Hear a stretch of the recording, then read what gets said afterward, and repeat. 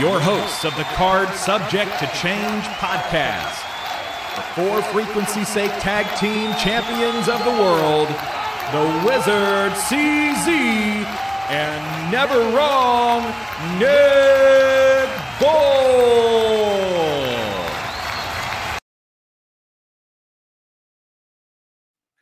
Hello, one and all. Welcome back to another exciting edition of the Card Subject to Change podcast, the podcast by the fan for the fan. I am your host, never wrong, Nick Bull. Joining me, as always, my tag team partner, co-champ of the For Frequency's Sake Network, the one and only Wizard CZ. Wiz, how you doing?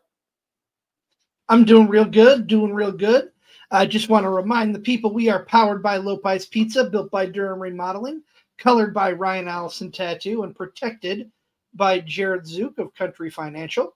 Nick, we've got a crowded backstage area today. We're talking all things SummerSlam coming up next weekend, and we got our second ever panel show here. Got some guests, new and old. Who do we want to bring in first, my friend? I was laughing about all of our guests. I mean, I'm looking forward to talking to every one of them. But when Christian Rose tells that story, I wanted to be the guy throwing the snakes. I think we've got a forum full of guys that want to throw snakes, would want to be the guy throwing snakes. So that cracks me up. I could see all four of our guests this week being the ones that wanted to throw snakes. So you bring in whoever you want. This is going to be entertaining. We tried it for WrestleMania and it worked. Why not for SummerSlam also? I got a feeling this is going to be a good time. I got a feeling we're going to be laughing more than anything, which is probably a good thing. But I'm buckled in. I'm ready to go. Whoever comes through that curtain first. It's like a rumble. Who are we going to get first? Well, let's start. I joked with him off air that he was going to be last, but can't have our good friend Mr. Timothy Regal be the last one in. Tim, how are you today, sir? I am having trouble hearing you, Mr. Regal. If you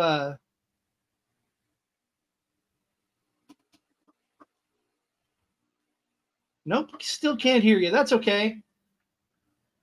We can come back to him. We'll come back.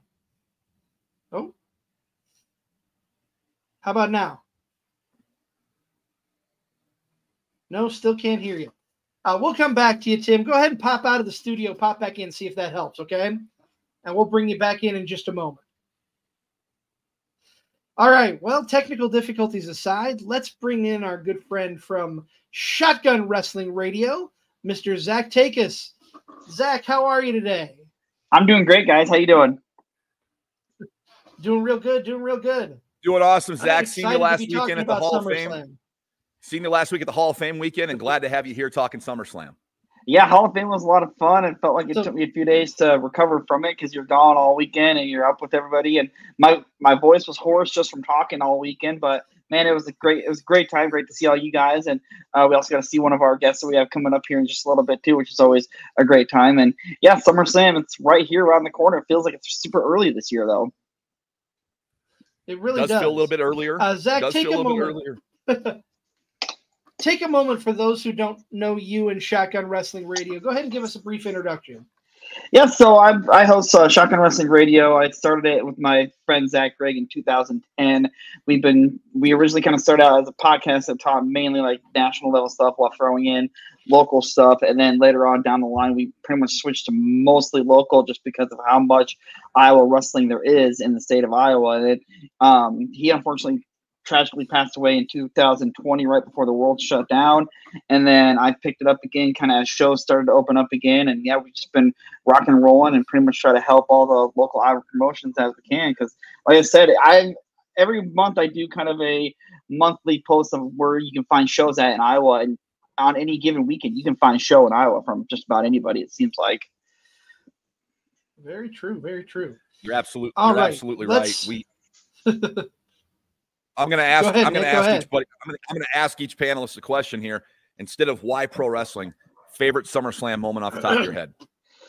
I'm going to go with SummerSlam 2002. That was the first SummerSlam I ordered as a kid, and it was because of the Shawn Michaels return. And honestly, Going back and watching that SummerSlam, it's one of the best SummerSlams just from top to bottom. When you factor in, you had Kurt Angle and Rey Mysterio. You have The Rock versus Brock Lesnar. I know Rob Van Dam was in there in a killer match too. Even but yeah, you just had Test and Eddie Guerrero. Yes, even that match, like that was just again just a great SummerSlam, one that I still go back yearly and watch just because of how great it was. Love that answer. Well, it's a great SummerSlam. Love it. So we've got Mr. Regal coming back in. Let's see if we can hear him here. Tim, welcome back to the show.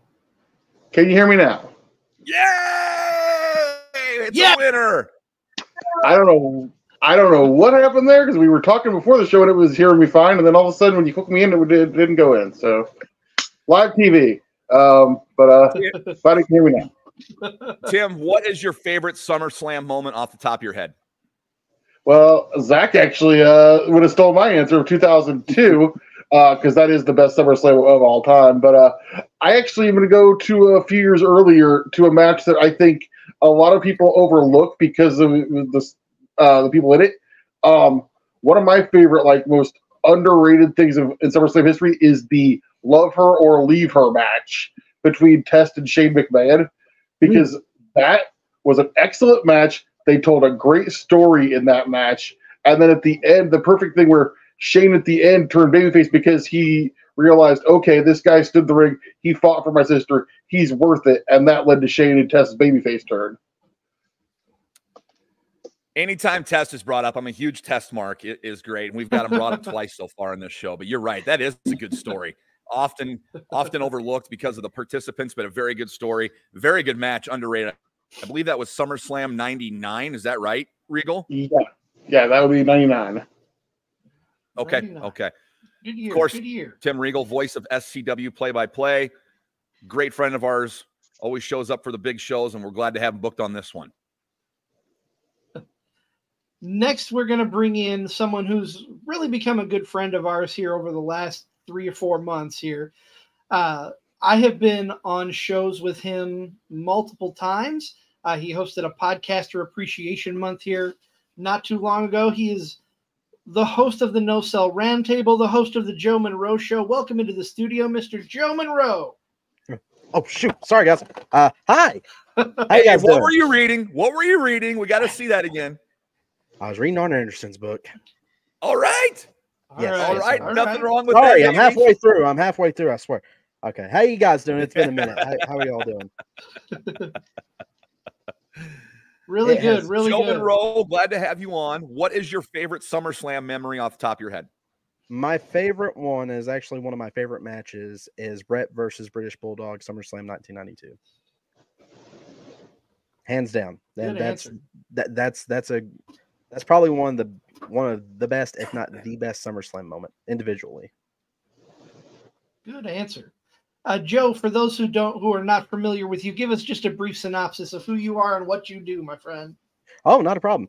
So as CZ said, I am the host of the No Cell Roundtable, and I actually do the history of professional wrestling. We do those every Friday, and here recently, I am doing a horror show with my good friend Alex Eldridge. It's the Eldridge and Monroe Horror Show, which big news. We actually got it accepted for media passes for Scarefest 16. So that's going to be pretty cool coming up in October. So be on the lookout for it. And a lot of big things are going to change here at the Joe Monroe Show. So just be on the lookout. Awesome.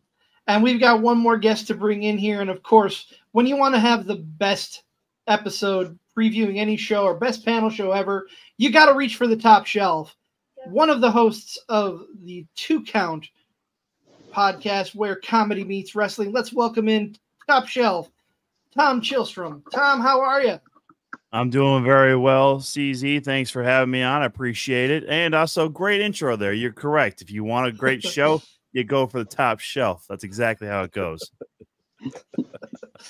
Tom, Top give us Shelf, a little what is introduction your- about What's your favorite Nick and I are gonna SummerSlam step memory on off the each top of other. your head?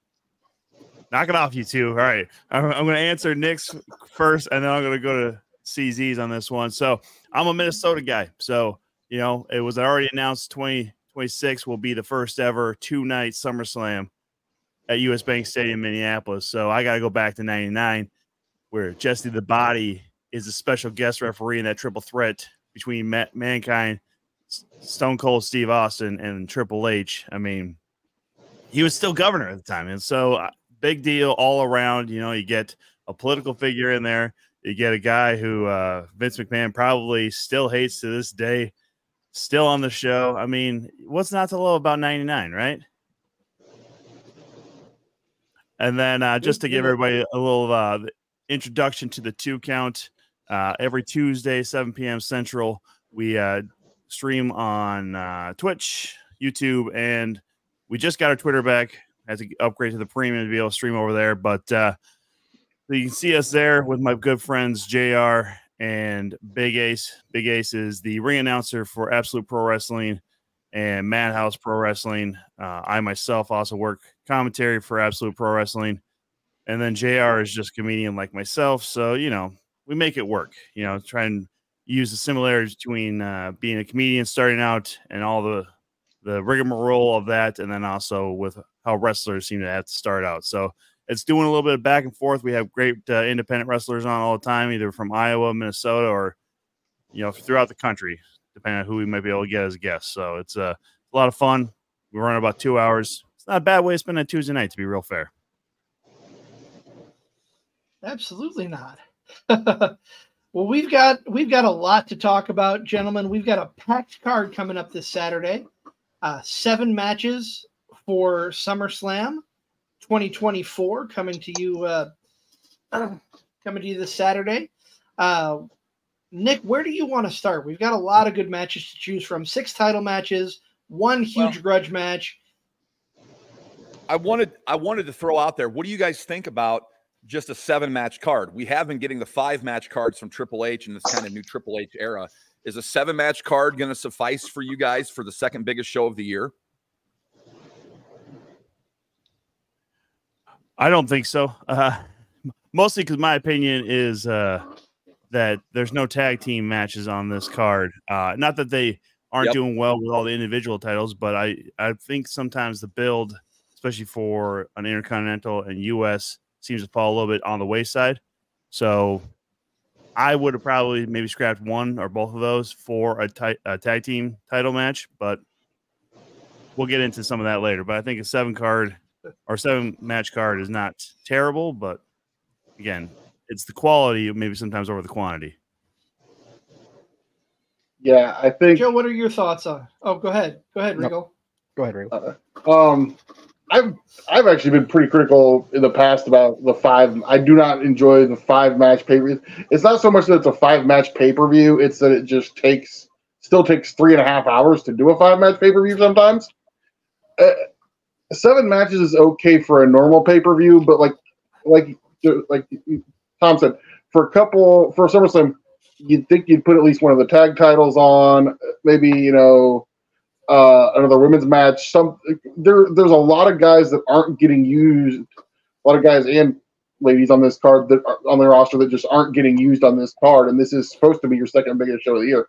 And the fact that they don't even do pre-show matches anymore, so you're just 7 matches, and it's going to take 4.5 hours for it to do it. Just no, you need to have a little bit more action on your big show on SummerSlam. Joe, what are your thoughts? I would have to agree with both men here. It's a yes and no scenario. 5 matches, it's good. I personally think for the not for the big 4, as I like to call it. Big 4 being SummerSlam, Rumble, Mania, and Survivor Series. Well, I did that way out of order. But for those 4, I think you have to at least have 10. You have to have at least 10 matches. Especially if they got a loaded roster. There should be no excuse why. And there should be no excuse why you're having long, drawn out matches. Even on the 5-card pay-per-views, just what Regal said, that should take maybe 2.5 hours, if that. Just like it used to back in the day.